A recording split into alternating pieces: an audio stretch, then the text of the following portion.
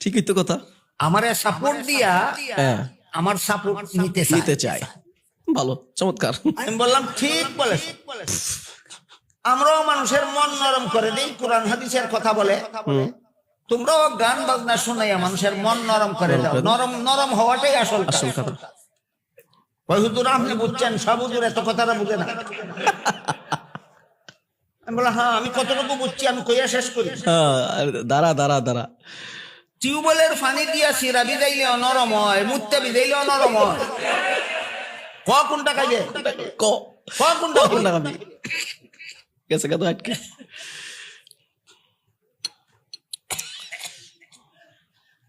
বলেন, সিরা নরম করাই আসল কাজ না হালাল উপায়ে নরম করাই বড় কথা?